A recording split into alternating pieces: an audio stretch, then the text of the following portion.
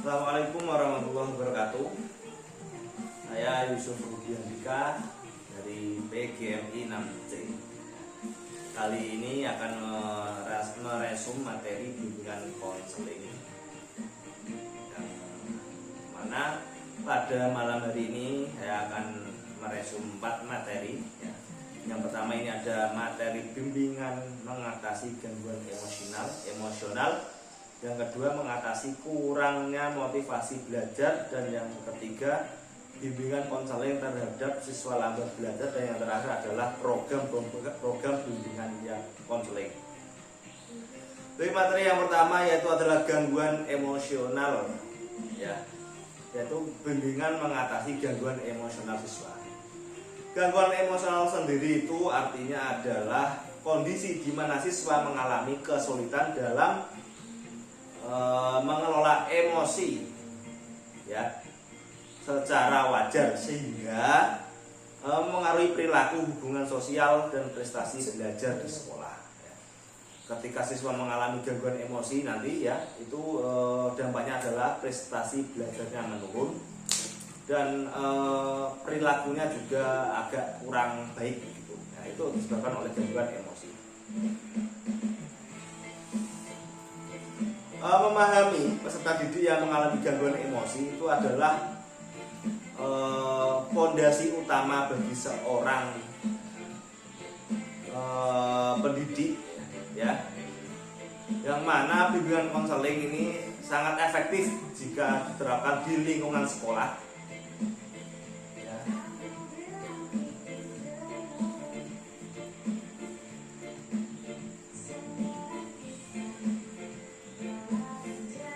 Kali ini akan menguraikan bahwa gangguan emosional ini bukan hanya sekedar mood buruk sesaat, melainkan adalah kondisi kompleks yang ditandai oleh pola perasaan, pikiran, dan perilaku dan dapat mengganggu kehidupan sehari-hari siswa, baik di sekolah, di rumah, maupun di lingkungan sekitar. Kita bisa melihat bahwa penyebab gangguan emosional itu sangatlah beragam, sangat banyak sekali. Biasanya itu dari faktor biologis, genetik, terus lingkungan, dan lingkungan keluarga. Pokoknya orang-orang di sekitar itu sangat mempengaruhi terhadap gangguan emosional siswa. Apalagi itu adalah seorang orang tua, kedua orang tua itu sangat berpengaruh sekali.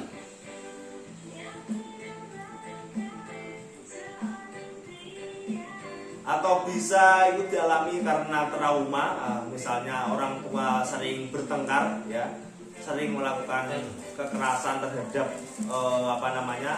anak-anaknya, atau itu sangat berpengaruh sekali dalam gangguan emosi siswa. Setiap siswa adalah individu yang unik, jadi seorang siswa dasar, anak-anak ini sangat unik sekali. Ada beberapa faktor-faktor yang bermanifestasi secara berbeda pada setiap kasus. Oleh karena itu, kunci untuk membantu peserta didik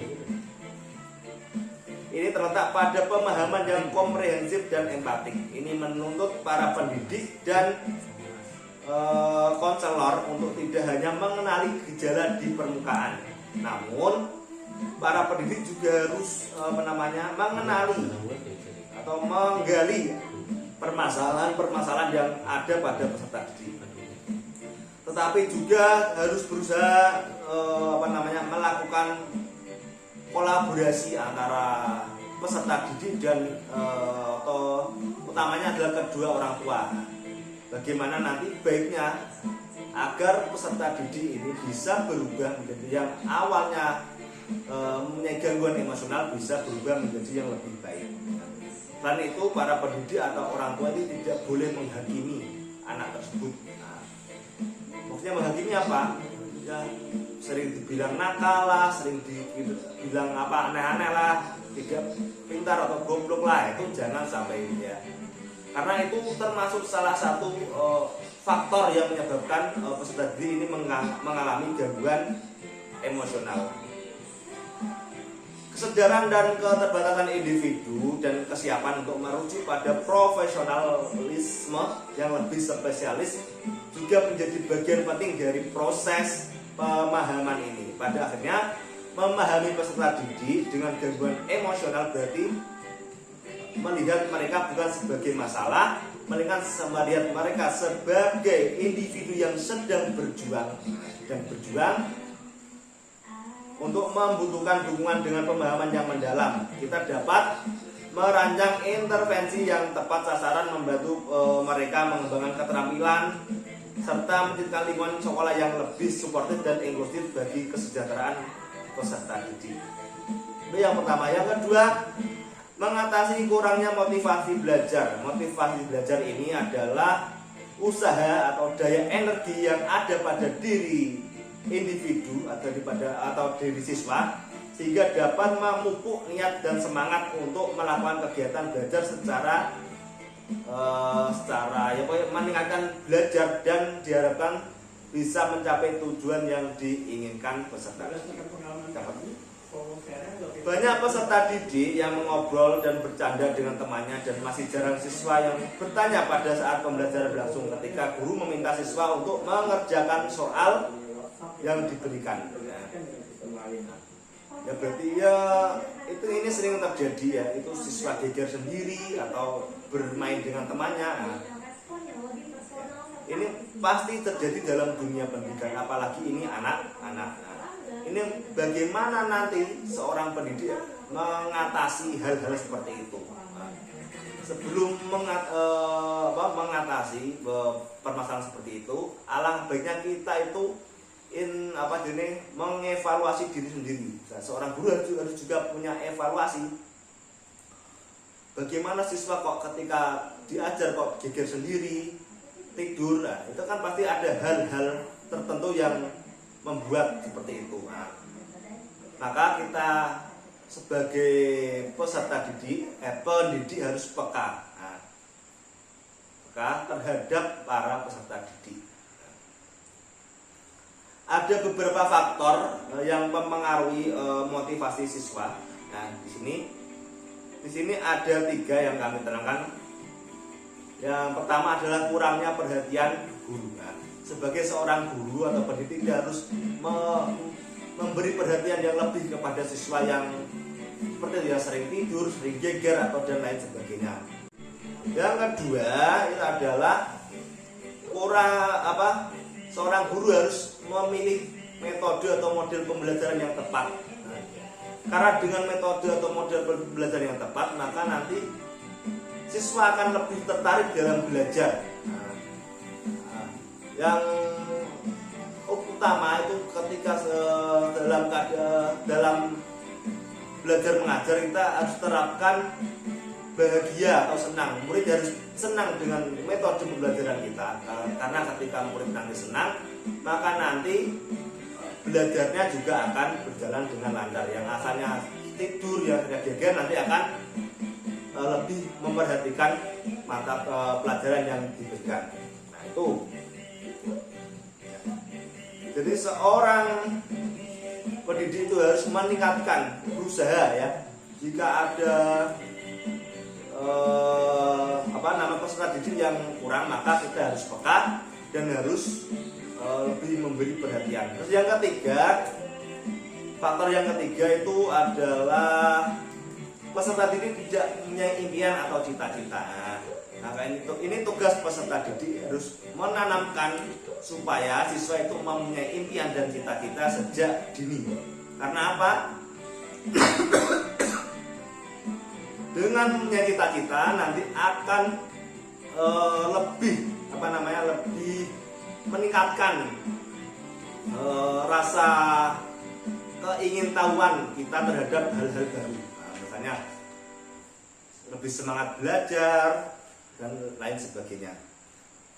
Itu untuk materi yang kedua, yaitu kurangnya motivasi belajar siswa. Yang ketiga adalah bimbingan konseling lambat belajar. Nah, ini pendidikan dasar merupakan fondasi penting bagi perkembangan intelektual, sosial, dan emosional anak.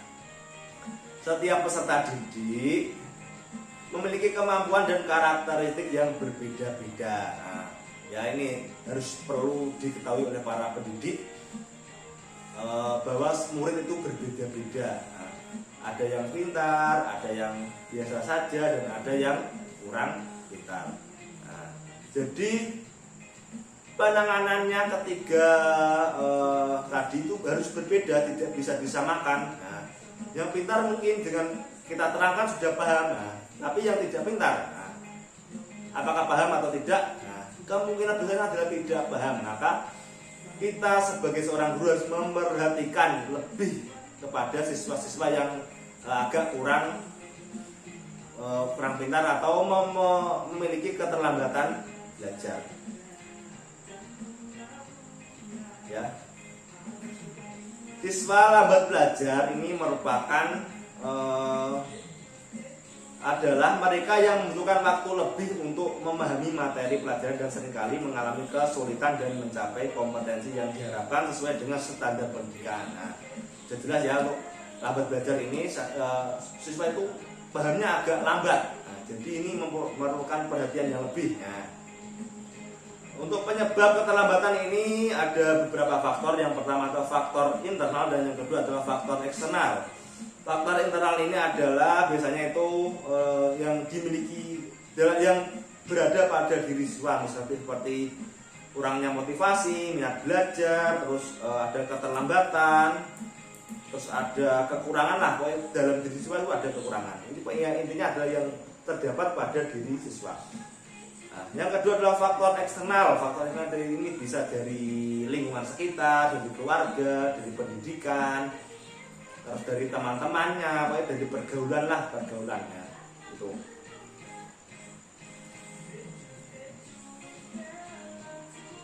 Nah, terus beberapa pemilihan teknik bimbingan konseling yang dapat digunakan untuk membantu anak lambat belajar agar bisa berkembang secara optimal, seperti seorang guru ini melakukan konseling individu langsung berarti langsung kepada anak tersebut, anak yang bermasalah tersebut. Terus bimbingan kelompok ini kita bisa mengelompokkan mana yang lambat belajar dan mana yang cepat belajar, cepat memahami pelajaran. Ini kita kelompokkan. Terus yang ketiga adalah penggunaan remedial. Ya, remedial ini adalah ya seperti itu, pengulangan. Jika siswa ada yang kurang mencapai hasil belajarnya, maka kita akan melakukan remedial tersebut. Terus yang terakhir adalah penggunaan metode yang tepat. Ya, ini juga sangat berpengaruh sekali dalam